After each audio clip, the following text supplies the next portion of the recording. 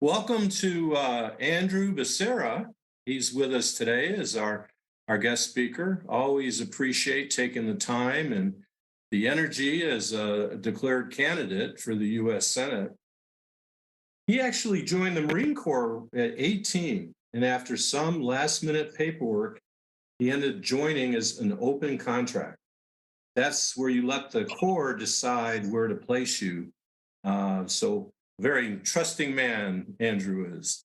With a 92 overall, the Marine Corps decided they needed my mind more than needed my body, and I became a tech. He started with computers, printers, fax machines, and networks, quickly expanding to include telephone switchboards and fiber optic cabling and radios. He served faithfully in the Marine Corps for 8 years.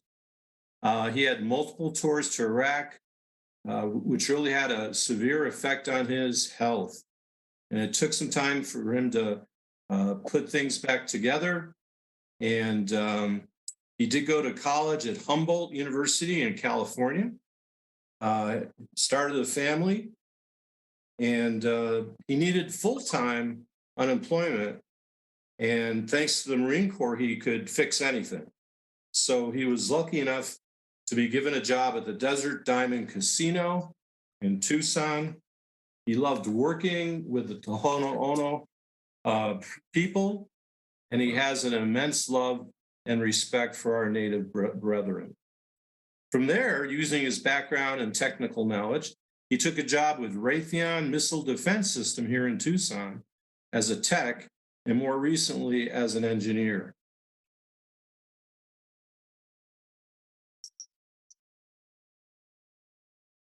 He has a motto to always search out and reform corruption. So, Andrew, let's give him a warm Democrats of Greater Tucson welcome. Thank you, everybody.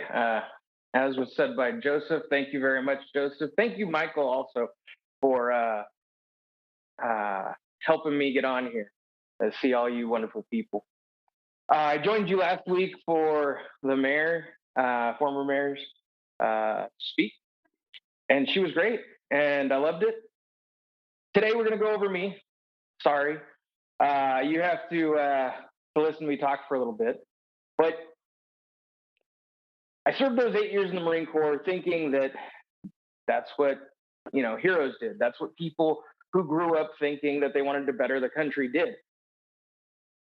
Now, my grandfather, he served in the Army during World War II. My other grandfather served in the Navy during World War II. My uncles served in both Korea and Vietnam. And I served in Iraq. Everybody chose a branch.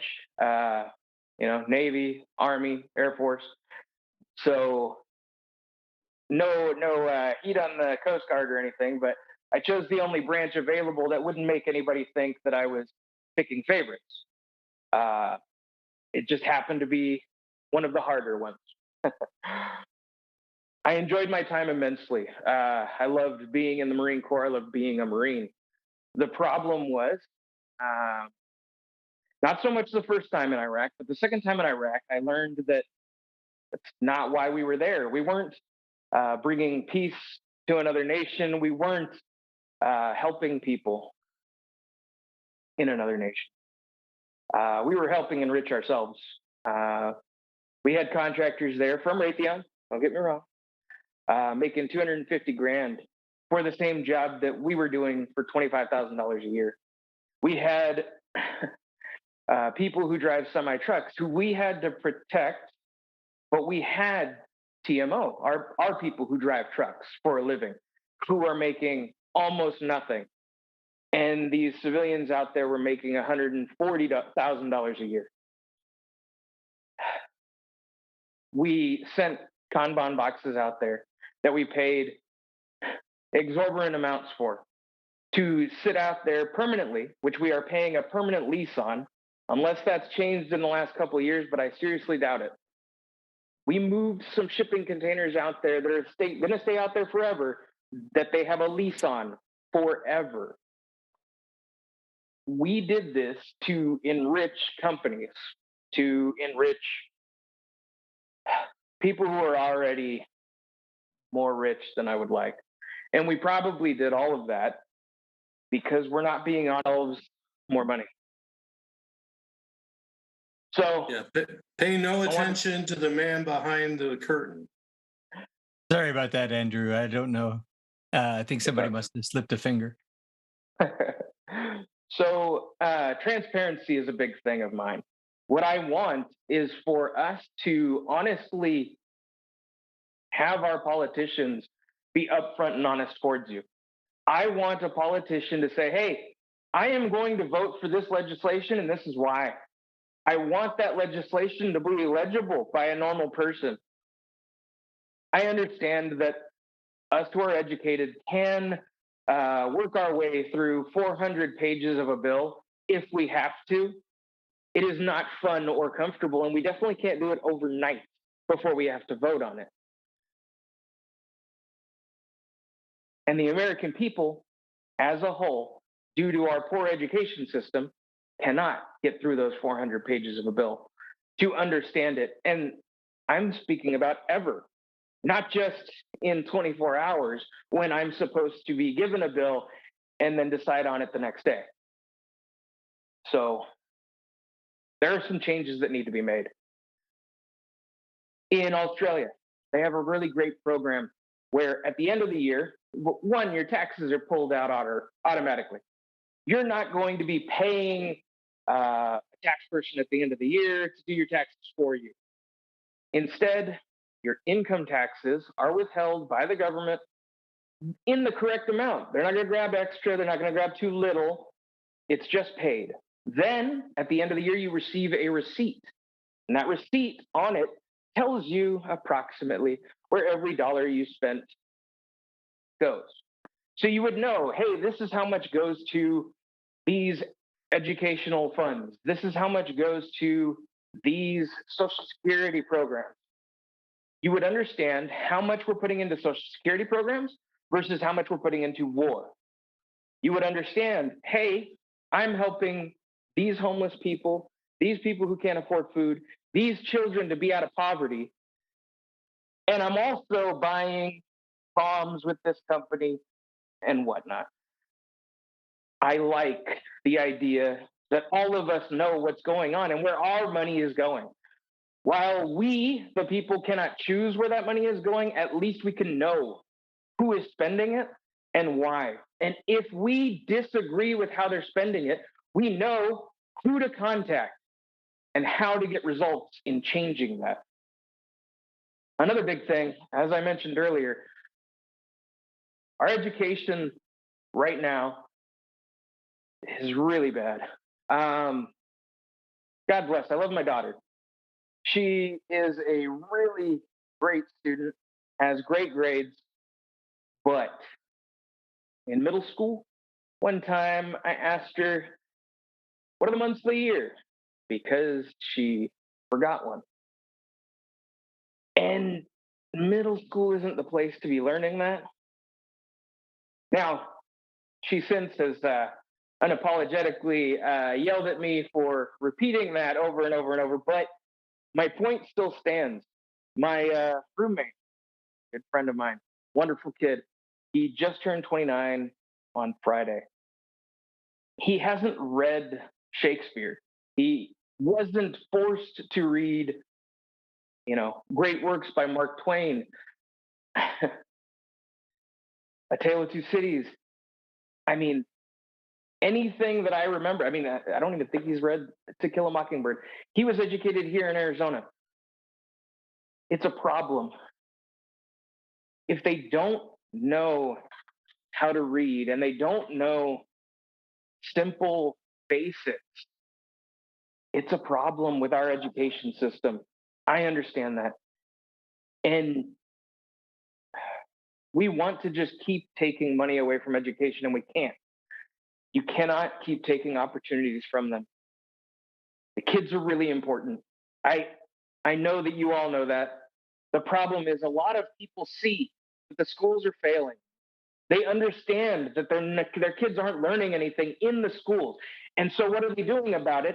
They're saying, oh, well, we'll send them to private schools. A private education isn't going to be a fix.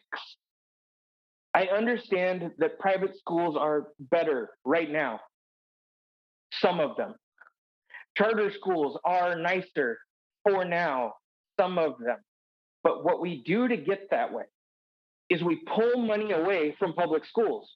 Well, yeah, the other schools are going to be better for now because they want to compete with a public program. The moment they no longer have to compete with a public program is the moment that they stop caring and start raking in profit. They will cut the lunches to nothing, just like we did during the Reagan administration, though that was publicly. They will cut funding to teachers. They will cut funding to books. Everything will cut corners so that profit is made because that is the model that we use. And if we are using a for profit system, the people are who suffer. The kids are who are going to suffer. I don't want that. We need to change the way we hand out money for education. I agree with that. A lot of people on the right will say that. A lot of people on the left should be saying that. But the way we need to do it is the opposite of what they're saying. We need to federally fund our education system. If you look at France, France puts in 20% of their GDP into education. America puts 0.04% of our GDP into education.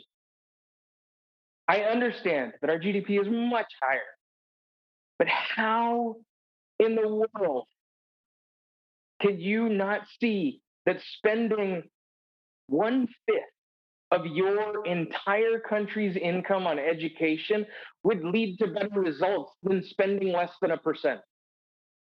I understand that each state spends about 4% on education. That still doesn't make up for it, just in case you were wondering.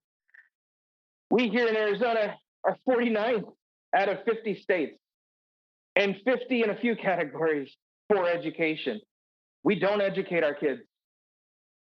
I would like to change the way that we're funding this.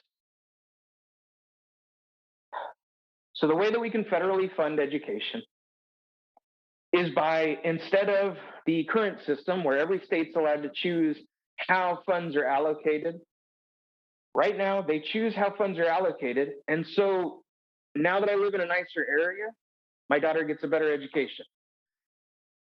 In the poorer areas, we're not trying to educate those kids. It's based off of your local taxes for your real estate. And I'm just saying that has to end. We can pull the tax money the same way if we want, but we need to spend more of it on everybody, education wise, and we need to make it a global, well, not global, but a federal mandate that it's all paid per child, not per area. It's fine that rich kids are already going to have advantages. They're already going to have tutors. They're already going to have a lot of extra help. They don't need to also have the better schools that are paid for by us, by our tax money. Sorry, we'll step off education for a minute. So right now, we'll go back to transparency. So right now, we're having a really big problem with corruption. John Ossoff proposed a bill that I also wrote a lot of the tenets of, so we disagree on a couple of parts, where he was introducing a bill where Congress and the Senate wouldn't be able to personally purchase any stocks anymore. I've been wanting that for a while. I don't know why it wasn't more prevalent that people were pushing for it, but having a legalized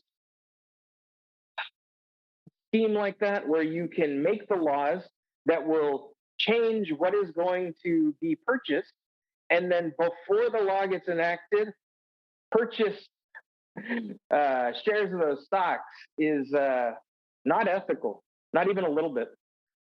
When you know that we're about to go to war, yet you haven't declared war because you're Congress.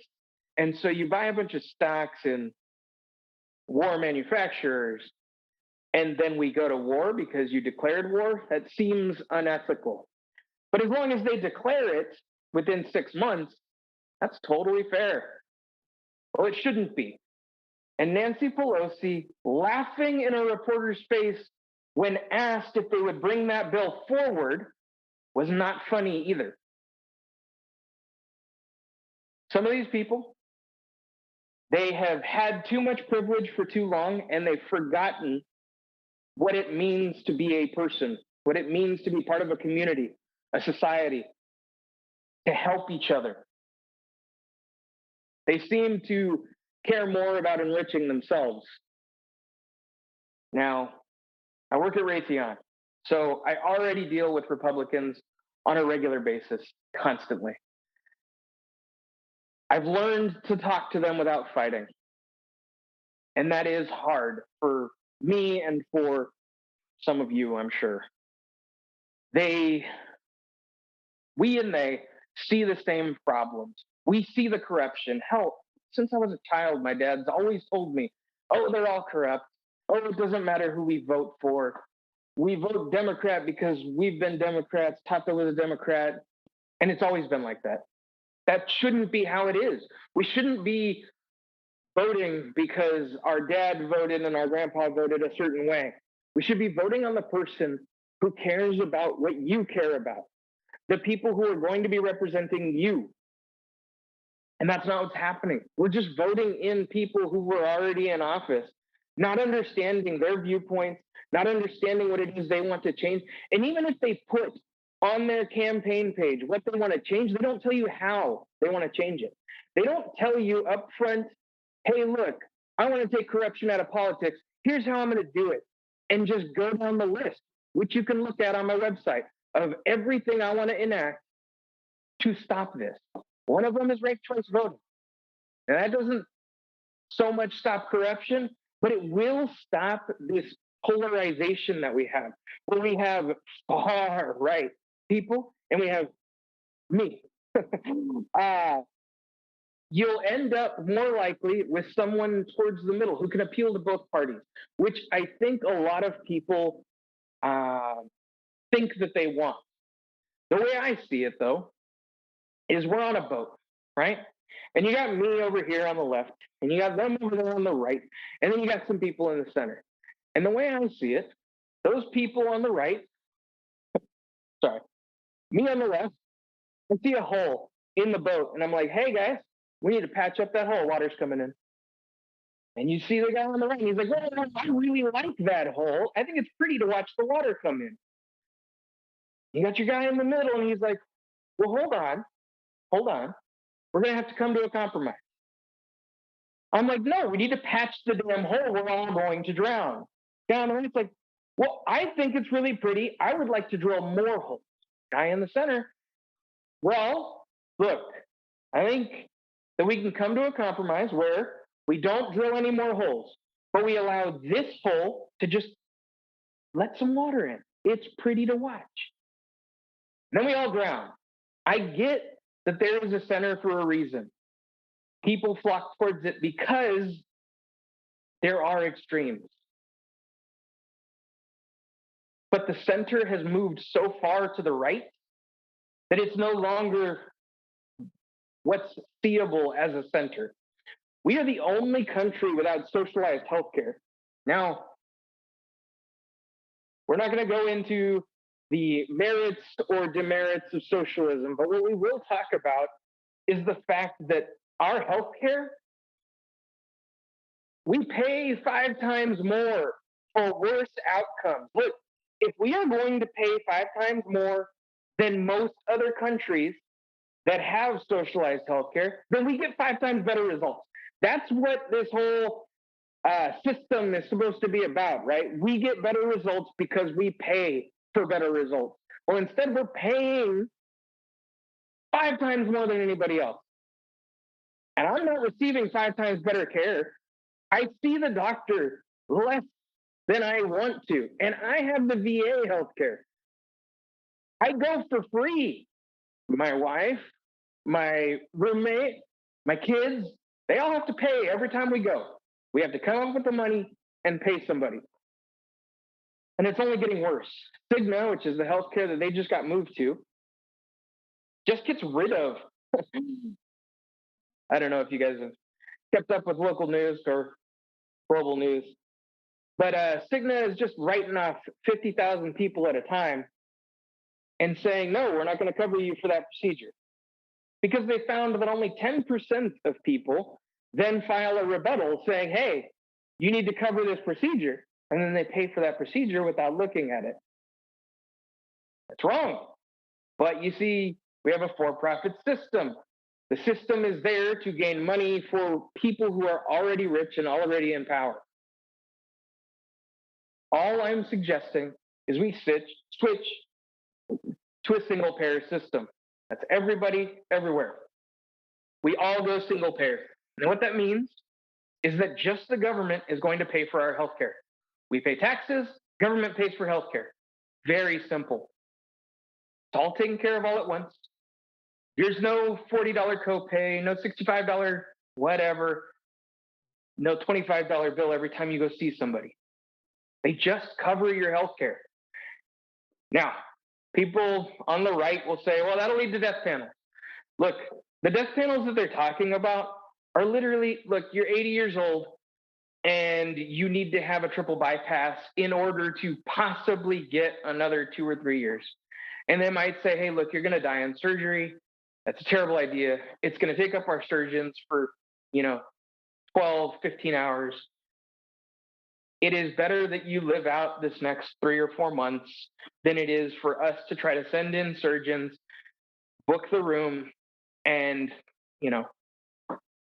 get you possibly a little bit longer. But you're most likely to die on the table. That's the decisions they have to make. That is a monetary decision. Yes, I understand. We are America, though. We can go outside of that and just pay for the health care also. For example, yes, everybody could take the socialized healthcare. This will help businesses, right? So we have a for-profit scheme here in America. So you look at your local place, let's say University Medical Center or TMC or Northwest, right? So those hospitals, whichever one is the best, should receive more people, which means more dollars are being spent at that hospital, which means people will want to copy that hospital's everything, right? That's how a for-profit system works. If somebody's doing it right, they're either going to make so much that they'll branch out, or they're going to not make enough and go under, and someone else can replace them. People say it leads to lines. Well, guess what happens with lines? Lines are a good thing. If lines are there, it means your business is doing well. It means your business is profitable. You can open up a second business, or other businesses are just going to copy your model. Maybe your hospital's nicer. Maybe your staff is better trained. Whatever it is, it's going to cause the other hospitals to come up to speed or fail and leave, and then we can add another hospital. We have ways to fix these things. A single payer system stops 90% of people who already don't have health care from passing away due to not having health care. What is it, like 30% of us don't have health care right now? This would give 100% of them health care, but the results end up with 90% of people having a better healthcare outcome.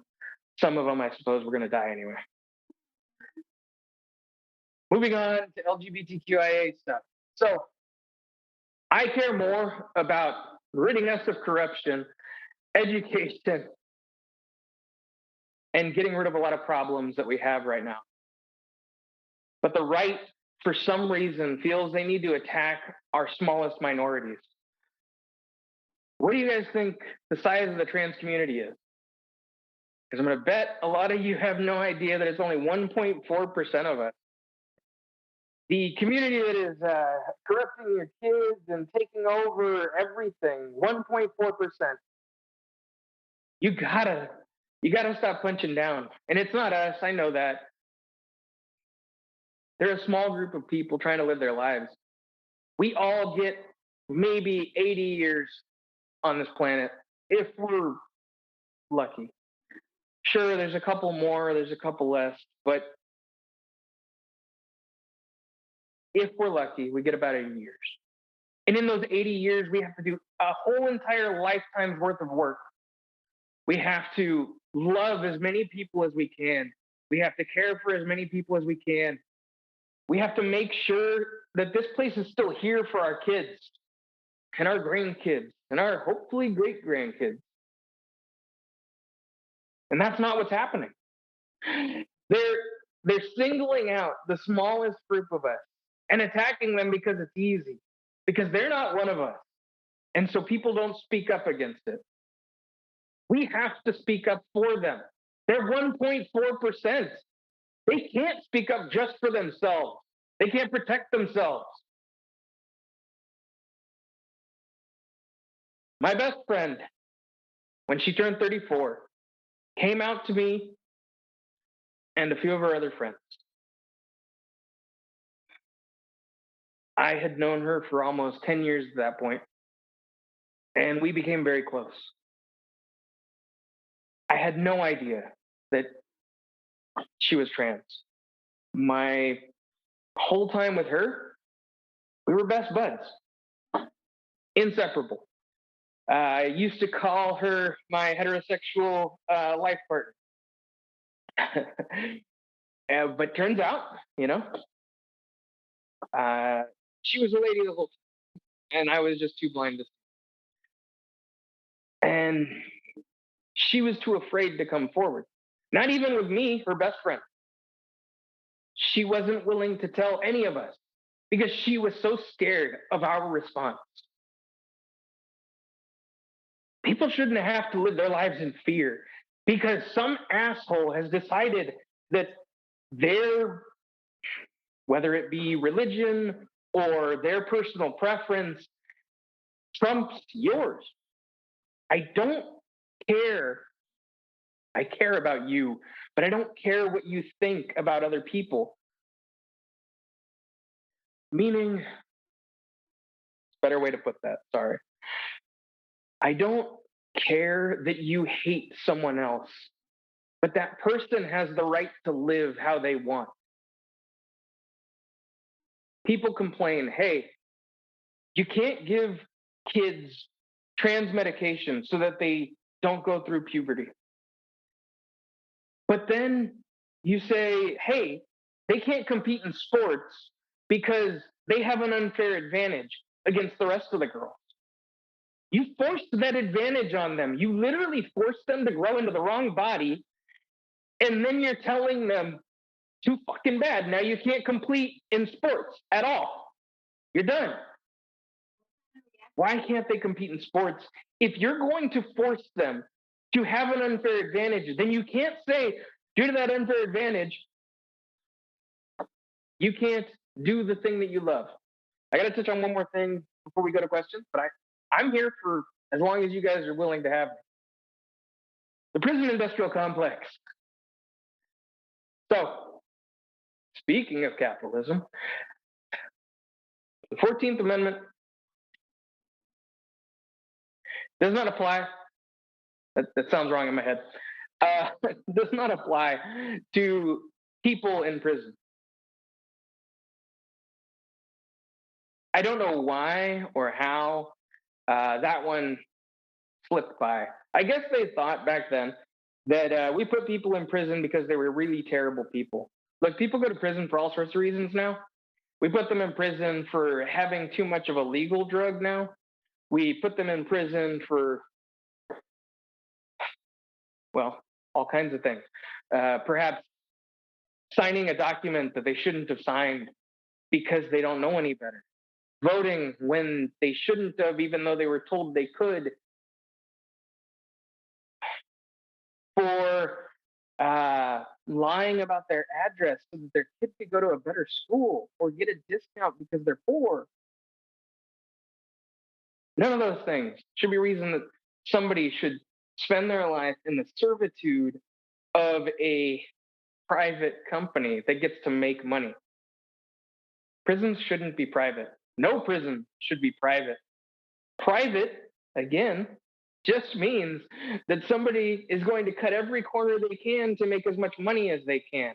And they want to fill those beds. They want people like me to make laws to make sure that people go away so that they can get paid more money. Every bed that we fill, they get paid for. And every bed that we don't fill, they get paid for. It's a different amount. And so they want those beds full. But then what the hell? When are we ever going to get them to rehabilitate anybody? If we're paying them more to have people there, why they ever not want people in their prison? Why would they ever rehabilitate anybody? My sister, my mom died when I was 11 and a half. And it was tragic and horrible. And it was sudden and out of the blue. I came home from elementary school and my mom was dead on the floor. It was awful. I was 11 years old and a little boy. I latched on to, luckily, my neighbor's mom. He was a few houses down, but my neighbor's mom. She was nice and sweet, and her husband was in the Navy. Uh,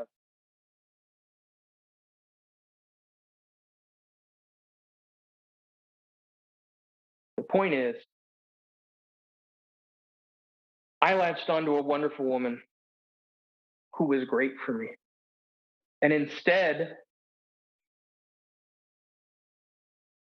my sister latched on to druggies and alcoholics and gang members. And that's who she is now. She has been for the better part of her life. She's slightly older than me, so she's around 43.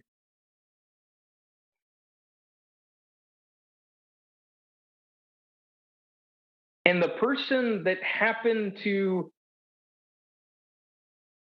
she happened to latch on to, she could have been better. We could have had a sister who was there for us, a sister who was loving and sweet and kind, had my mom not passed. But at an inopportune time, when my sister was about 13 years old, my mom suddenly died and she latched onto the wrong kind of person. And she has been in and out of jail ever since. She can't stop herself. And no one's trying to fix that. And not by no one, I don't mean my dad. He tried his best. He kept putting her in rehab. We kept going to rehab with her. But rehab isn't enough. You learn to say the right words to get the results that you want, and then you leave. And then you're back in there because you don't know how else to live. You're not taught trade skills. You're not taught anything. You don't know how to make money other than however the fastest possible way is. You don't understand why you should be working, even though my dad was a model example of that. A union man his entire life. He turned down management positions multiple times because he wanted to stay part of the union because he believed in the union. Another thing we need to work on and make stronger. Allowing people to get away with that, with the union busting and the don't want to get started on that. That'll be a whole new conversation. I know some of you have questions, but the point is, in the in the prison industrial complex,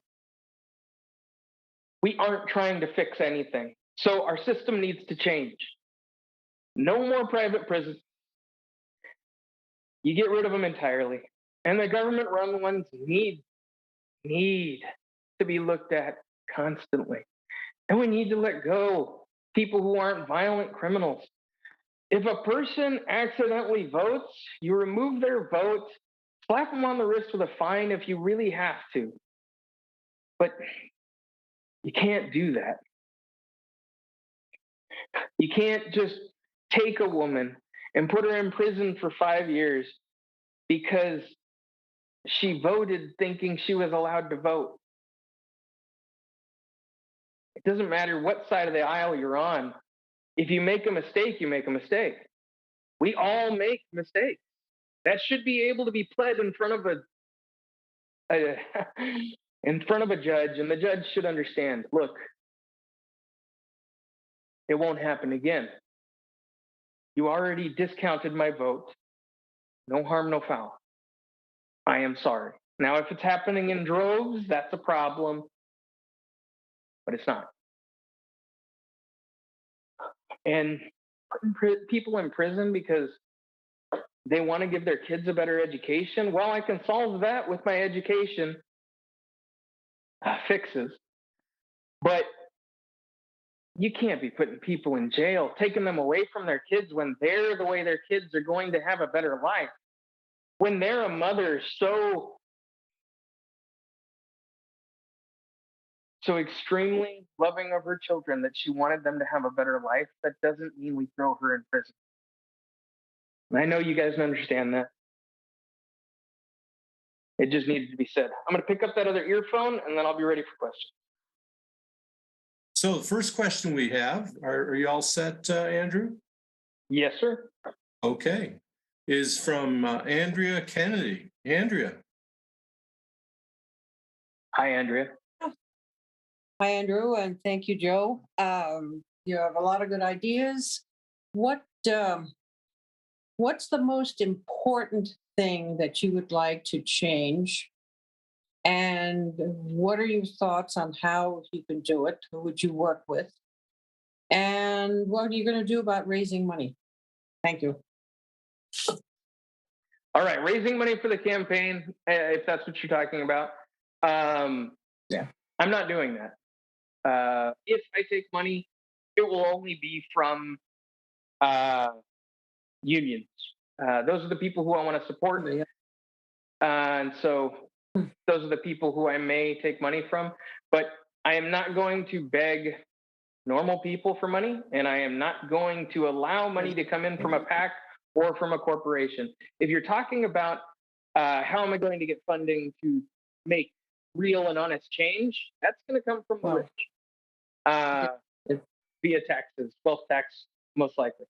Also, to help Social Security, will be lifting that cap of 150 grand. Social Security was never for the rich anyway. They're going to pay for it. They already crush us in so many ways. We've already moved a couple $1 trillion up to them in the last couple of years. They'll be okay. And then transparency. Transparency is what I care about the most. Getting the corruption out of our government. I know I talked about a lot of things, but it's because I feel all of those things are connected. The reason that the right picks on the LGBTQ community isn't because they're so godly. In fact, somebody from, I want to say Missouri, the Missouri Senate, literally said what I've been telling people for forever, that not all of these right-wing nuts are actually nutty. Some of them are just intelligent people, and they understand that we are not keeping up anymore with the amount of children that we're having. And in this country, that means we're going to have too small of a population to allow for our businesses to retain their cheap labor. And that's an issue for them. They want to continue having cheap labor, but they don't want to allow in immigrants, and so they want to force people to have kids. You can look that one up. I'll look it up for you and send you guys a link, maybe to Brian, maybe put it out for you. But yeah, he literally said it on the floor. I don't think he was thinking when he said it, but at least he is being honest, if no one else is. But yeah, so there's so much corruption in politics. They're not working for you. Some of the ideas I have are like putting politicians in a barracks. Now, when I say a barracks, yeah, sure, it'll be a nice hotel or whatever, or a nice motel. It doesn't matter. It would be a building that would be near where they work, that they can walk to work. I don't want them all around the city, or hiding outside the city, or flying in to go to work. Look, When Congress or the Senate is in session, you should be living near work and you should be available for the people. If the people want to come and protest you because you're so awful and you're making such terrible legislation, they should know where you are. You should not be afraid. I'm pretty sure on my website, and I know on several of the papers, the pamphlets that I hand out, I have my address. If you want to come by or look at my house, go for it. If you want to come up and talk to me, please do. If you're going to shoot me, you're going to shoot me. I don't care. The point is that we as representatives represent all of you. And if you aren't happy with us, then we need to fix ourselves. And I understand there's a polarization. But like I said, I also talk to people on the right constantly, every day. They're hard to deal with. They really are. And they have so much hate. And I know that that's not their fault. I understand that they don't see the things that some of us or all of us see. They don't see how much they're oppressing others. They see that they're being oppressed. I literally talked with a gentleman, another engineer. He's 65. And his wife is from the Philippines. Wonderful couple. He is a very sweet and nice and kind man, and he understands that we shouldn't be involving ourselves in other people's business. But at the same time, he feels that we should be able to vote to not have anyone's business allowed. He thinks that a community should be able to say, hey, look, we don't want abortions here. Look, if you don't want an abortion, don't get an abortion. If you don't want to dress like a woman, or that you don't think you are a woman, or that you're not a woman, then you're not those things. Don't worry about it. You don't want gay people to have sex? Well, don't have gay sex. We're not trying to impose our beliefs on anyone else. We're trying to keep them from imposing their beliefs on us. And sorry, those are all distractions. Even I get distracted. Those are all distractions that the right generally uses. The left will use them too, don't get me wrong. But the right generally uses to cause people not to notice what's actually happening. The money that they're just taking from us, like I said, a couple $1 trillion over the last couple of years. Just since the pandemic, I think, like almost 14 trillion? I don't have my numbers in front of me. I'm sorry. I should have probably printed out a couple of those. The point is, it's a lot. And the money just keeps going up. It needs to trickle down to us. And the politicians aren't even trying to help us. I know Brian told me to make sure that I was ready. Well, we'll go over it later, I guess. All right, next question. Okay. Unlike she doesn't Brian, feel like I am. Mike, do you have a question or some questions from the chat room? Yeah. Well, I have a question of my own first. What's that symbol on your jacket with the fist? So this here is the symbol for solidarity. I had it done by a local embroiderer. I have her card around here. I'll throw her in the. I'll throw you an email with her name and put it out there also. But they are called Unique Creations. No, Creations Unlimited. Nope, I'm close though. But yeah, I work with an engineer. His wife is a embroidery expert, and she did it for me. It's normally a solitarily colored symbol, but I had her change it to be multicolored because solidarity is very important to me. I stand with the Black community. I stand with the brown community. I stand with the white community. Yeah, everybody. We're all people, and we all should be united against not the people. And by that, I mean the people who oppress us. So, Kirk Alexander asked a question in chat. He'd like to know he'd like you to tell us what your expertise in economics, foreign affairs, or public health administration might be. All right. So I got a few things for you. I've taken a few college courses. It's not enough, right? But I listen to people. I listen to experts, and that's what I think we should be doing. So when you mention medical expertise, yes, I have taken a whole bunch of nursing classes and anatomy classes, as I originally wanted to eventually become a doctor when I got out of the Marine Corps. That didn't happen. My back is too messed up. My hip, my leg, my knee. It's it's too much to be on my feet for too long. And as a doctor, it would have been important. So I gave up on that dream. That's all right. I still want to help people. Point is, I agree 100%. I am not an expert in all of those fields. And so, and seeing as no other politician is either, we shouldn't be having says like that. You'll notice when I talk about healthcare and LGBTQ IA plus community, in my opinion, politicians shouldn't come between a doctor and me. Me and my doctor should come to a decision. A politician should not insert foot here.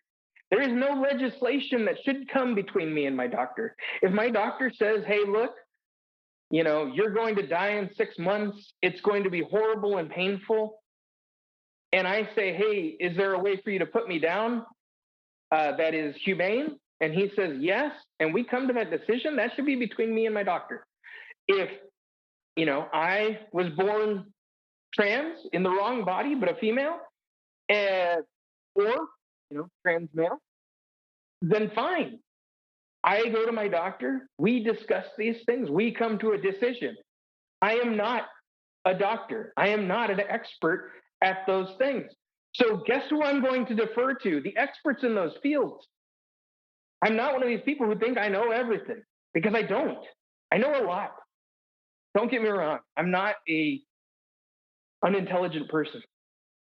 I have taken a lot of college courses, but as I assume all of you know, college isn't everything.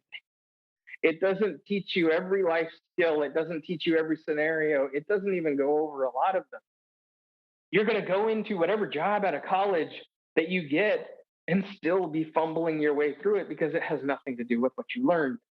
What you learned was just to prove that you could learn things.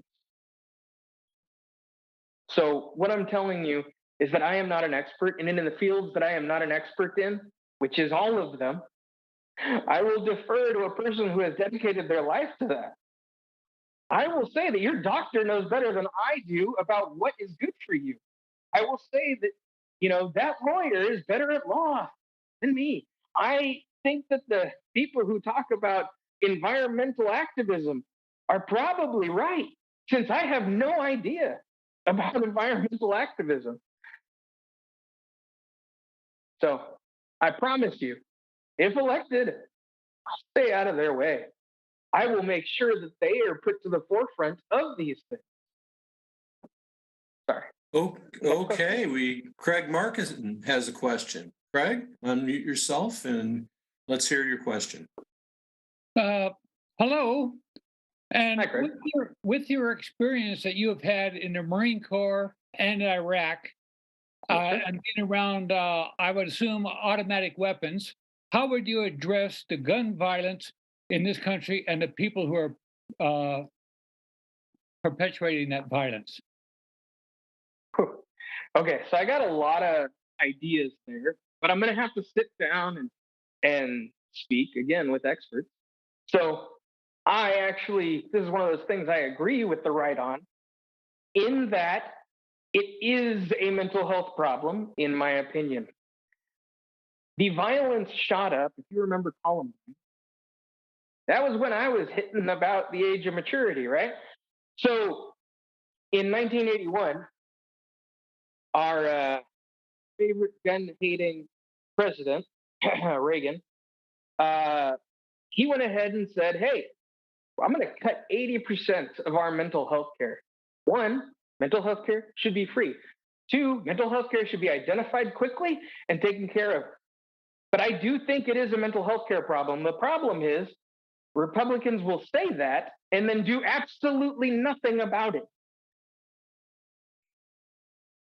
So, do I think it's a mental health care problem? Yes. Do I think it's people with mental health care problems uh, are more violent? No. I have to take medication for my PTSD. I would otherwise be either very angry all of the time or I would have anxiety issues. It was really bad for a time. Nowhere in there did I ever feel like I wanted to or would hurt anyone, but I wasn't doing great. I had to go through a lot of therapy, a lot of medication before I got to where I am, where I'm okay being here with all of you and being out there with all of them. It did take a lot, but I got that help because of the VA. If it hadn't been for the VA, I would still be, well, I was on the verge of being homeless. I would have eventually been one of those homeless veterans that you see on the side of the road. I'm lucky that I moved here to Tucson due to accidentally getting a lady pregnant when I was at Humboldt. And I moved here to be a dad. And he is a great and amazing kid. And I love him very much. But I would have been a blithering wreck on the side of the road had I not ended up moving here, trying to go to DES, and DES explaining that I should have been seeing the VA this whole time because that wasn't communicated to me. They had stopped giving me pills. I didn't understand how the VA system worked at all. I understood that I got $800 a month. Woo! That isn't going to fix my mental health, but it was enough to live on the streets and survive. In my opinion, it's a mental health care problem. For now, I do think we need to re-ban assault weapons.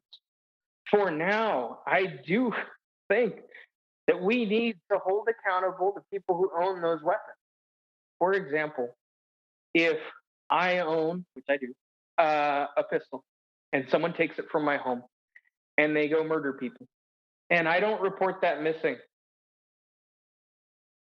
that's my fault. Someone took my weapon from my home and murdered somebody else with it. I should be held at least somewhat accountable for that. I don't care if it was my kid. My kid shouldn't have access to my safe. I don't care if it was my neighbor or some guy who broke into my house. That's even more reason they shouldn't have access to my safe. You are at least somewhat accountable for your weapon if used in a crime. Right now, that's not really on the books. It should be. Might make some of these parents keep better control of their weapons. But the people who are legally allowed to buy these things, now, if the police are going to be so afraid that 400 of them outside of a building can just stand around being scared while children are slaughtered, one, that's another police problem. We didn't even go into my police accountability issues. I have those too. Please read my website. But the police are afraid of these weapons. Now, I'll let you know that an AR-15, which is the typical weapon that's been being used, mostly because it's cheap and it works all right. It's great for killing kids. It's good for wounding people. The point of the AR-15 using such a small caliber bullet is that when it hits, it bounces around inside of somebody, doing more damage than it would otherwise, but it doesn't have the stopping power. What happens is a person goes down due to their wounds, and then they get picked up and dragged away. So the point of us using the AR-15 in combat isn't because we want to kill every single person on the other side. It's because we want to wound as many people as possible, because the more wounded you have, the more people you take out of a fight. For every one wounded person, two other people have to drag them away, basically. So we can count 3 enemy attackers down for every one that we take down. The weapon is also very accurate if you are well trained to use it. And it fires at a pretty good clip. You can also have very large clips or magazines. So it's not great, but I do think it's a mental health care problem. 20 years, almost to the T, well, about 18 years, after that legislation broke up our medical health care system and took it down by 80% funding, that is when suddenly kids are starting to shoot people. I don't think that they're unrelated like a lot of people do. And we need to have a legislation that's in place right now to mitigate that issue. But I do believe it is a mental health care issue. And I do believe if we put money into our mental health care system, we will get results. Hey, Andrew, thank you.